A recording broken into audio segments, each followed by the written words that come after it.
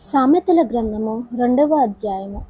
నా కుమారుడా, నీవు నా మాటలను అంగీకరించి నా ఆజ్ఞలను నీ యొద్ద దాచుకొనిన ఎడల, జ్ఞానమునకు నీ చెవియొగ్గి హృదయపూర్వకముగా వివేచనను అభ్యసించిన ఎడల, తెలివికై మొరపెట్టిన ఎడల, వివేచనకై మనవి చేసిన ఎడల, వెండిని వెతికినట్లు దాని వెతికిన ఎడల, దాచబడిన ధనమును వెతికినట్లు దాని వెతికిన ఎడల, యెహోవా యందు భయభక్తులు కలిగి ఉండుట ఎట్టిదో నీవు గ్రహించెదవు.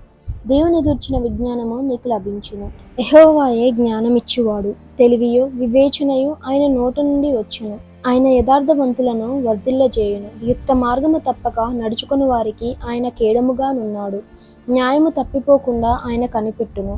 తన భక్తుల ప్రవర్తనను ఆయన కాచును. అప్పుడు నీతి న్యాయములను, యథార్థతను, ప్రతి సన్మార్గమును నీవు తెలుసుకుందువు. జ్ఞానము నీ హృదయమున జొచ్చును. తెలివి నీకు మనోహరముగా నుండును. బుద్ధి నిన్ను కాపాడును. వివేచన నీకు కావలి కాయును. అది దుష్టుల మార్గముల నుండి, మూర్ఖముగా మాట్లాడు వారి చేతిలో నుండి నిన్ను రక్షించును. అట్టివారు చీకటి త్రోవలో నడువవలెనని యథార్థ మార్గములను విడిచిపెట్టెదరు. కీడు చేయ సంతోషించుదురు. అతి మూర్ఖుల ప్రవర్తన యందు ఉల్లసించుదురు. వారు నడుచుకున్న త్రోవలు వంకరివి.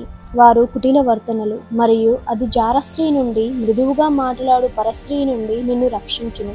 అట్టి స్త్రీ తన యవన కాలపు ప్రియుని విడిచినది, తన దేవుని నిబంధనను మరిచినది. దాని ఇల్లు మృత్యువునొద్దకు దారితీయును. అది నడుచు త్రోవలు ప్రేతల యుద్ధకు చేరును. దాని యొద్దకు పోవు వారిలో ఎవరునూ తిరిగి రారు. జీవ మార్గములు వారికి దక్కవు.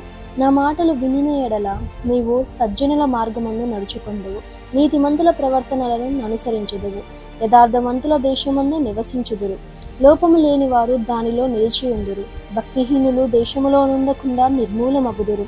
విశ్వాసఘాతకులు దానిలో నుండి పెరికివేయబడుదురు.